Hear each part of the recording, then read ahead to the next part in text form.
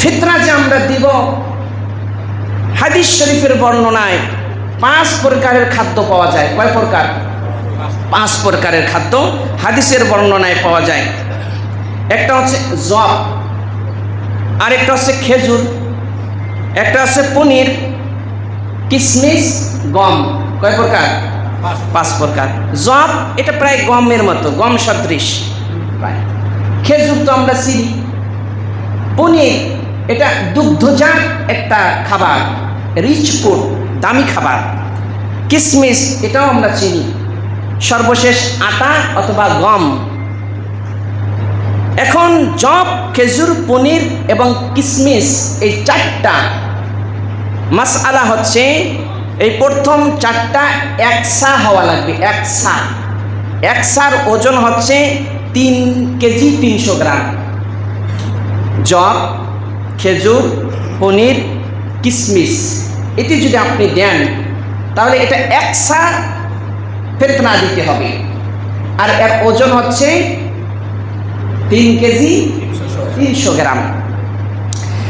এবং সর্বশেষ আটা বা গম, এটি হচ্ছে অর্ধ সা, 1 সা না, আধা সা মানে অর্ধ সা।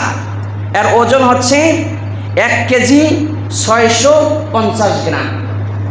1 কেজি 650 গ্রাম। এবার 2025 অর্থনৈতিক বিবেচনায় বাংলাদেশে সর্বনিম্ন সাদকাতুল ফিতর নির্ধারণ হয়েছে 110 টাকা। সবাই বলেন কয় টাকা? 110 টাকা। এবং সর্বোচ্চ নির্ধারণ করা হয়েছে 2805 টাকা, 2805 টাকা। এটা হচ্ছে সর্বোচ্চ, আর 110 এটা হচ্ছে সর্বনিম্ন।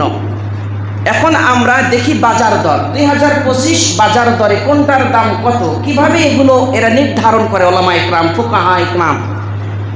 আপনি জব যেটা বললাম প্রথম, গমের মতোই, এটি যদি 3 কেজি 300 গ্রাম কিনতে যান তাহলে তার বাজার মূল্য হয় 530 টাকা। খেজুর এটি যদি 3 কেজি 300 গ্রাম ভালো মানের কিনতে যান 2000 টাকার নিচে পারবেন না। ভালো মানের যেটা আজোয়া, যেটা ভালো মানের, এটা 2000 নিচে পারবেন না, 3 কেজি 300 গ্রাম। তারপরে কিশমিশ এটি যদি আপনি কিনতে যান তাহলে এটাও আপনার প্রায় 2000-এর উপরে পড়ে যাবে। তারপরে পনির যেটা দুগ্ধজাত, যেটা গরু, মহিষ, ছাগল, ভেড়া এর দুধকে প্রক্রিয়াজাত করে এটা একটা সুন্দর একটা খাবার তৈরি করা হয়, দুগ্ধজাত খাবার, আমিষ জাতীয় খাবার, এটাকে পনির বলা হয়। এটা যদি আপনি 3 কেজি 300 গ্রাম কিনতে যান এর দাম হচ্ছে 2805 টাকা। দাম কত? এটি দিয়ে সর্বোচ্চ নির্ধারণ করা হয়েছে, সর্বোচ্চ 2805 টাকা।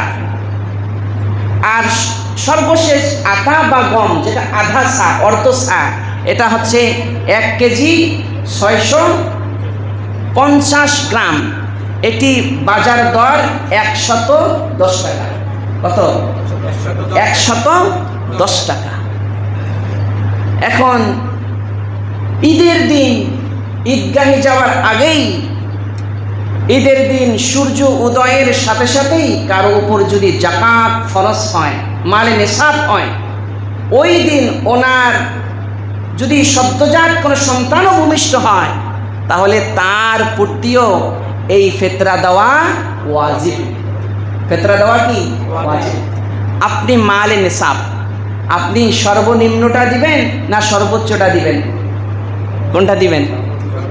হ্যাঁ, সর্বোচ্চটা দিবেন। সর্বোচ্চটা দিবেন। আপনি যে সর্বোচ্চ দেন, সর্বোচ্চ পুরস্কার আপনাকে কে দিবেন?